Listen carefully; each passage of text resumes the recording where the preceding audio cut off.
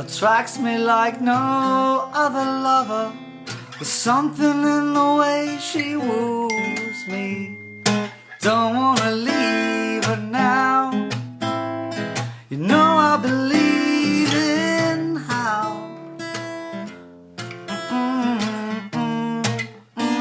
Something in her smile she knows that I'll only know other lover. There's something in her style that shows me I don't wanna leave her now. You know I believe in how. Da da da la da. You're asking me will my love grow? 'Cause I don't know. I don't know. You stick around now and it may show. 'Cause I don't know. 'Cause I don't know.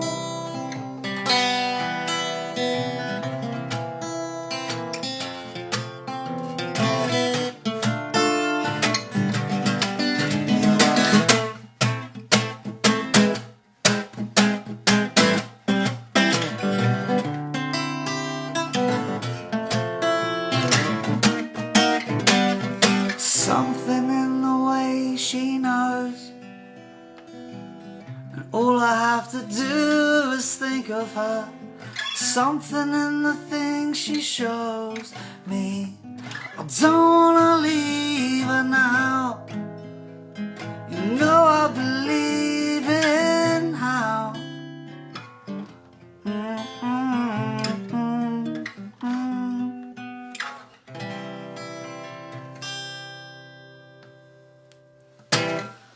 Good evening, ladies and gentlemen. Thank you for joining me. Just thought I'd play a couple of old Beatles ones I haven't played in a while. So why not share them?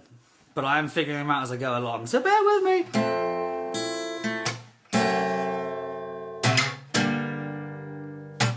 What is it? It's like...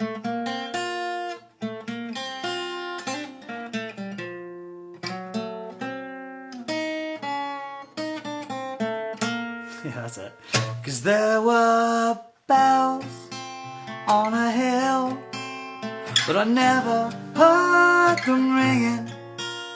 No, I never heard them at all till there was you. 'Cause there were birds in the sky, but I never saw them winging. No, I never saw them at all till there was you.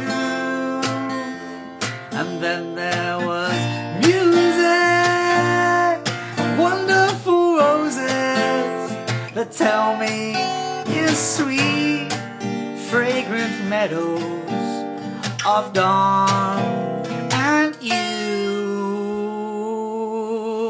And there was love all around, but I never heard it singing.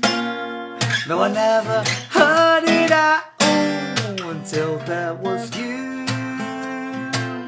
And George now.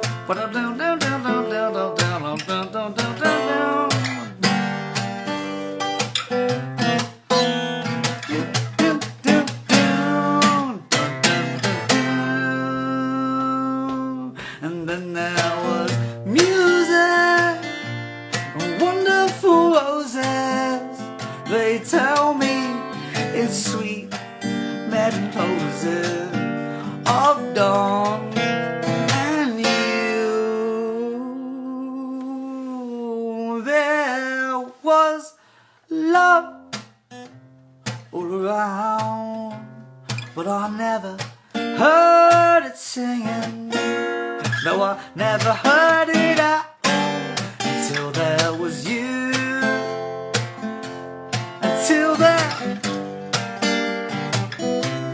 Until there was you.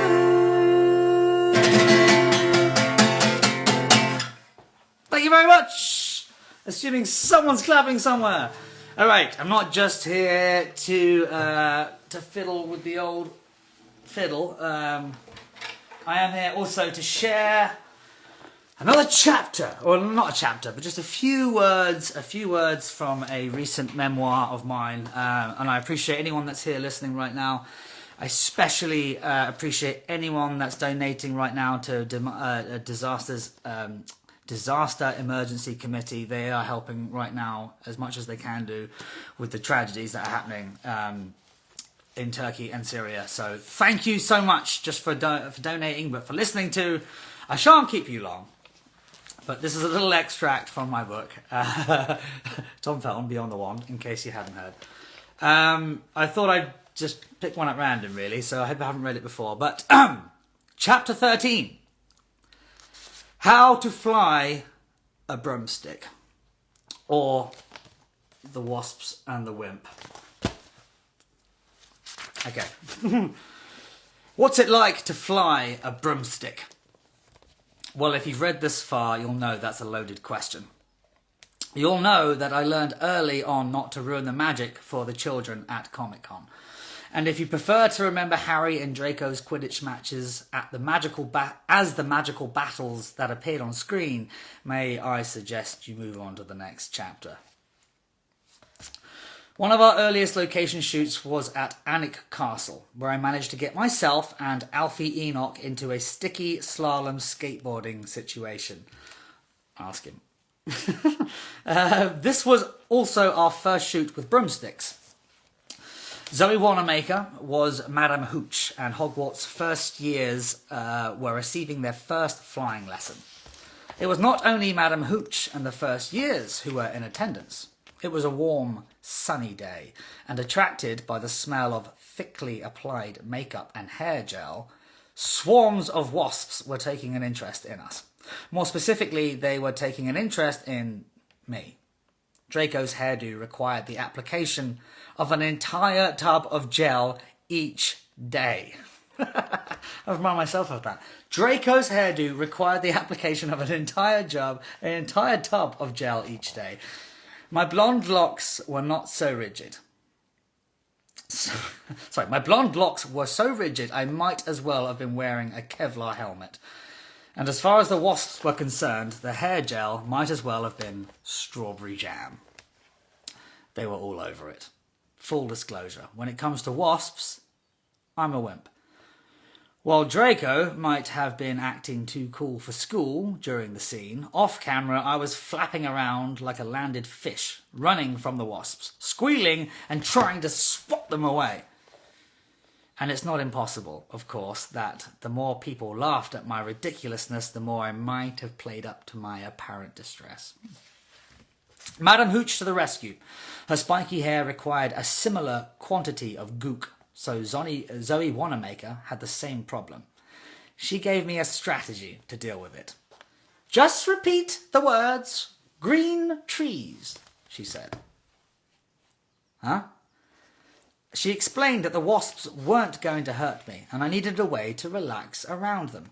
Repeating her green trees mantra was a way of doing that. So when you watch Draco in that scene, you can imagine me silently chanting those words in the back of my head and doing my best not to shriek with terror as wasps circled my rock-hard hairdo.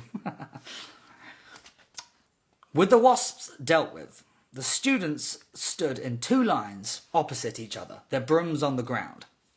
On Madame Hooch's word, they gave the instruction, up, and with varying degrees of success, caused the broomsticks to jump into their hands. The approach was that if a piece of magic or any kind of special effects could be achieved practically, that was the best way to do it. This was especially true in the early days when the visual effects teams had less advanced technology at their disposal. So what you don't see, when the cameras point down the middle of the two lines of students, is the guys lying on the ground behind each broom with a seesaw-like contraption, raising the brooms off the ground and even making them waft around a little bit. Actually, flying the things took a bit more ingenuity. Blokes with seesaws weren't going to cut it. The flying scenes were all done in a studio. Imagine a massive room wrapped in blue canvas, or green in the later years. The broomstick was a metal pole fitted with a deeply uncomfortable bike saddle. There were stirrups for your feet and a harness to stop you falling. They strapped you to the pole so you couldn't fall, and they had a more elaborate seesaw device to move you up and down, left and right. They blew fans in your face to make it look as if the wind was in your hair. And because the background was going to be added digitally, and all your nifty broomstick moves were to be cut in at a later date, it was important that the players were looking in the right direction for the shot. In order to ensure your eye line was as it should be, a guy held up, I shit you not, a guy held up a tennis ball on a long pole with a little bit of orange tape on it. When the first assistant director shouted, "Dragon!" or "Bludger!" you had to look at the tennis ball like it was, well, a dragon or a bludger. Sometimes there would be more than one tennis ball up there. And as one looked very much like another, after a while they gave us more individual objects to stare at. We chose pictures of something or somebody close to our hearts. Daniel Radcliffe had a picture of a particularly beautiful Cameron Diaz. I chose a picture of an even more beautiful carp.